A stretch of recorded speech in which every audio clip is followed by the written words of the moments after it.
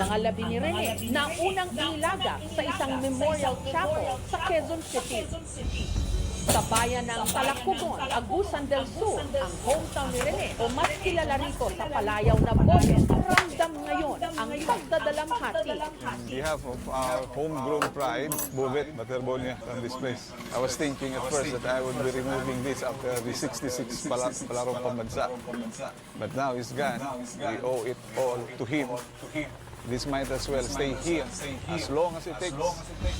Napakabait sobra. Kaya nga, sobrang masakit sa amin. Iningatan namin lahat mula sa hindi pa siya kilala, tapos sa isang iglap mawawala lang. Parang nakakapanghinayang naman. Yung batang isang nasa province o kilang bukid lang is mapaglaro na sa mga UEP games, mas gagalingan ko pa lalo at handa ako matuto pa. Sa bahay na ito, sa barangay San Nicolas, namulat sa payak na buhay si Rene. Hanggang ngayon, hindi pa rin tanggap ng kanyang lolo Renato at lola Marilyn ang napakaaga niyang pagpanaw. Ang dami po nung sa gabi talagang basang-basa dahil sa luha. Talagang sayang si Rene. Sayang na sayang talaga.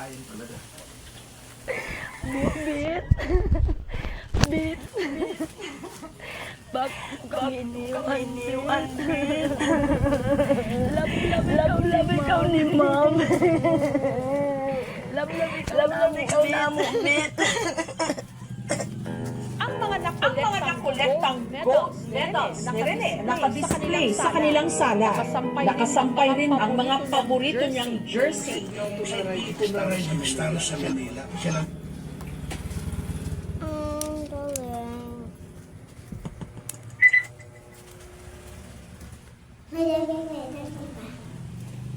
Yung mga iba kasi dyan, hindi kasi matanong may ilog magana. Diba? Ha? Diba, guys? Ang napili dito sa amin. Ito yung sa laro nung palaro pa ba sa 76. Sinipatan nila ban, parang amoy pa ito ni Bobit. Maganda yung rabi huwag na laban para nandito pa namin.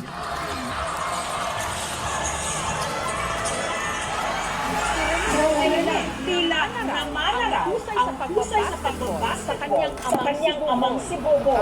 Tatay niya ako gusto nito marami dahil magaling talaga ang papa niya. Walang din sa pupul niya. Ang mga 13 years kasi. Laro tayo. May potensyal ang batang ito. Marunong. Sa basketball court na ito, sa kanilang baryo, unang nakitaan ng potential si Rene. Ang malubak nitong lupa ang siya raw pumuko sa kanyang tatag. Sa basketball din naman ito, nagawa sa kahoy. Inaral ni Rene ang kanyang signature dunk. Itong ring na to, pinadang minsan nagigiba. Pag nasanay ka na sa ganitong pagdating mo sa court is parang simple na lang sa inyong maglaro.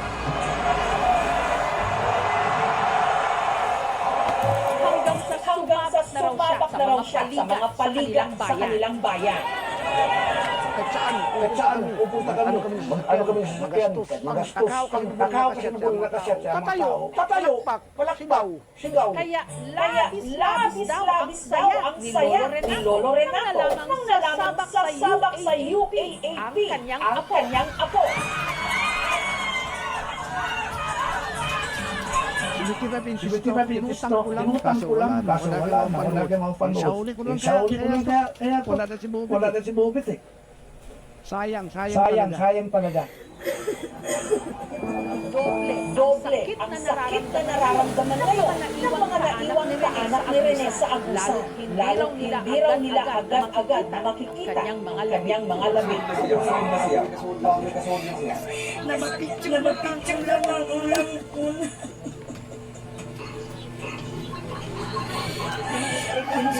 Siya.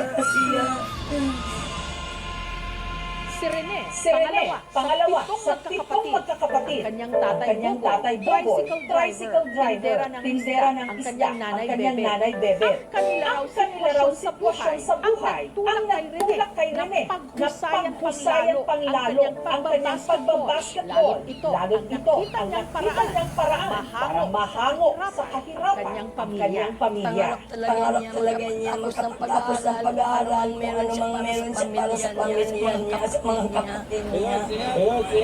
Nating ko sa Manila, yung last conversation namin before kami humilay, sabi niya na hindi daw siya uuwi ng Davao for 5 years. Hindi siya yayaman para maahon niya sa kahirapan ng kanyang pamilya. Kasama ni Bobet na nasabit sa trahedya ang isa pa niyang tindi, ang 21 anyos na Nigerian national, si Divine Adili. Mula Nigeria, napalarang sa Divine sa Pilipinas sa kanyang pangarap na maging basketball player. Una siyang sumabak sa UAA kaya maraming taga-suporta niya ang nag-aabang pa naman sa kanyang pagbabalik court na hindi na mangyayari. Ang mga magulang ni Divine na sina Elia at Kutio I was in Philippines basketball began to go to school for studies and basketball. His last message to me was that everything is going to be fine. He will take care of siblings as We are about to go to church. I called you, no, they have gone for just pray. I didn't remember that I told it's all right. There's no problem. Ask something, and I told you that they are fine.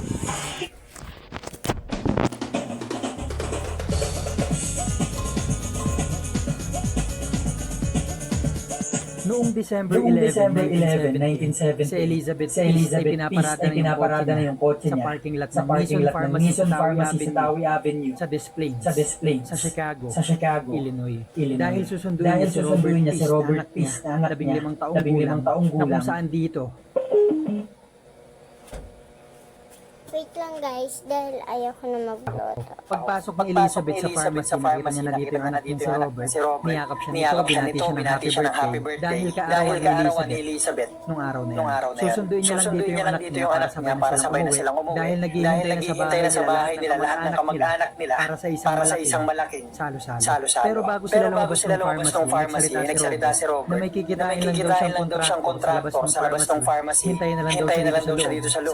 Sandali lang daw yun dahil yung kontraktor na yun ay nag-aalok sa kanya ng $5 kada oras na doble ng sahod niya sa pharmacy. Kaya't ang ginawa ni Elizabeth ay umupo na muna siya sa loob at pinagmasdan niya yung anak niya na lumabas. Tuwang-tuwa si Elizabeth sa anak niya na to dahil kumukuha ito ng iba't-ibang trabaho para makapag-ipon sa pag-aaral nito sa kolehiyo. Ang lingid lang sa kaalaman ni Elizabeth nung sandaling pinapanood niya yung anak niya lumabas ng gate ng pharmacy ay ayun na rin yung sandali na makikita niya yung anak niya si Robert na buhay.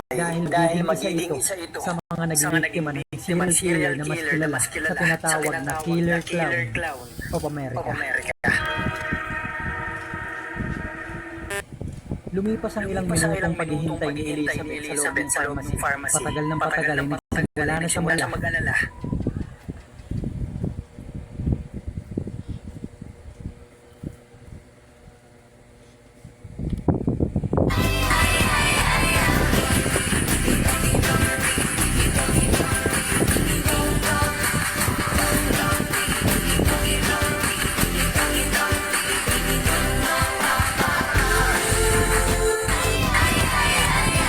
Dun sa last video ko, ginaganto ko siya, yung battle na to. Tapos may nakita ko sa comment, kahit na daw mo siyang pindutin kasi pag binuhos mo, kusang mag-open. So, itry natin ngayon since pagmamarinate naman ako. Open ko, sabihin ko nag-close. Kulang pa ang toyo natin, so dagdagan natin. Ay, play mo. Okay. Ako yung Sprite, so Coke na lang. So, make it taste. Yan, diba? So, liver spread. Kunin natin lahat yan. Ang lemon to, may dahilan kung bakit